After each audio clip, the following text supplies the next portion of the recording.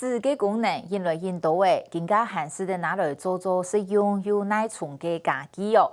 2020年，一间纸箱工厂转型开发配套产品，用纸做嘅工艺品、家具、玩具，卖个旅游。业者还打算卖去韩国有环保概念嘅欧洲同日本市场，好把纸家具变做大家新嘅选择。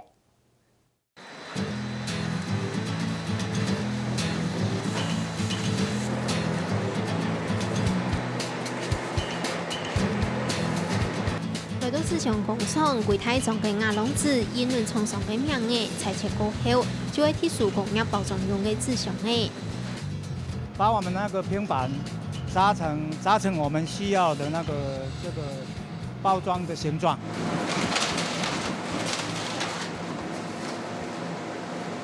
它每一种汽车的叶子板啊，还是引擎盖啊，全部都是不一样的。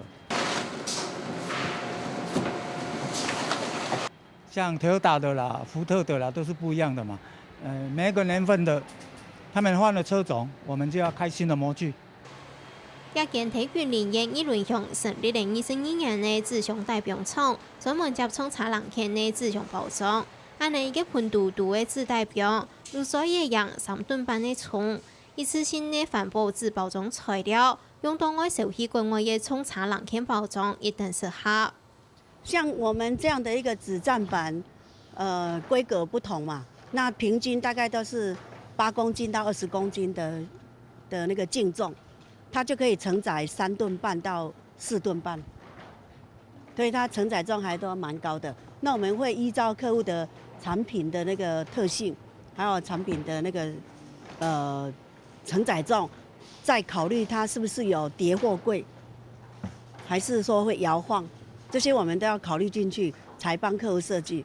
雖然傳統嘅紙箱代表廠一直超有天單好生產，不過產業頭廿幾年來還係個初期嘅轉型，透過結構設計變強，開發耐重環保紙代表嘅技術，開發創意紙製品，紙家具就係一項新嘅突破。那些經過特殊設計嘅亞龍紙，一堆一堆丟起來，丟好就係一種製作嘅燈呢。小訣竅就主要就是你孔要对，孔对齐，然后就比较好装。然后顺序就是要组装要对，如果顺序不对的话，哈，后面会很难进去。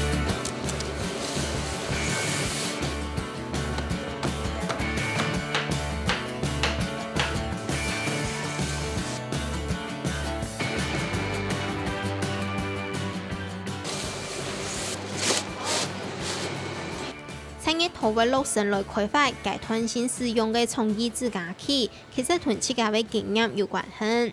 紙有紙的特性，因為紙的特性它就是比較不耐，它能夠做不同的變化，但是不耐，所以我們紙家具的部分我們是開發階段性使用的。那會有這樣想法，是因為我的女兒她大學在外面租房子，然後租了房子4年，買了很多家具。很多家他畢業之後啊，就把那些家具載回來，然後還要一卡車把它載回來。如果我們可以用紙來做一些家具，提供給這些階段性使用的這些族群，那應該是一個很棒的產品。一種搖椅看起來quite普通，不過詳細一看，實係用紙做嘅。不過什麼角度紙做嘅燈呢？鐵重嘅嘢就重唔得咯。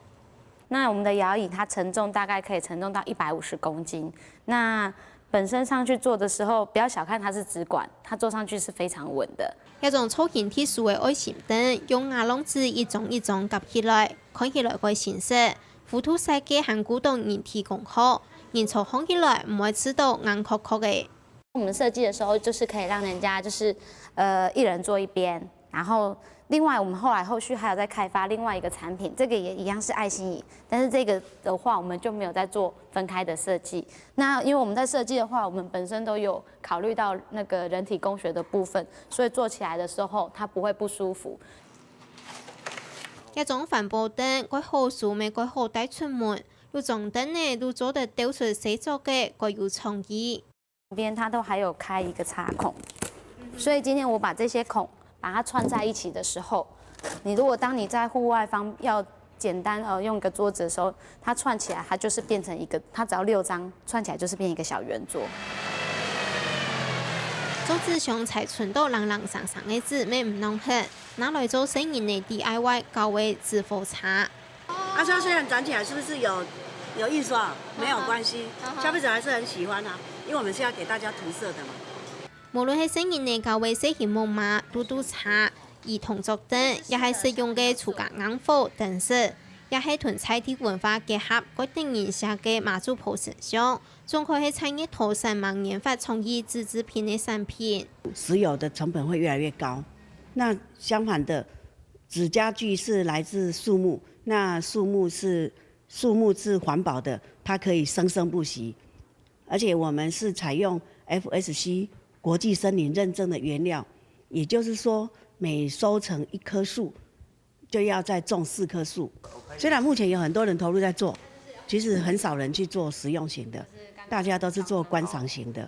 那我們是做實用型的，所以做了之後，也要有人能夠接受，才能夠被普遍的拿來使用。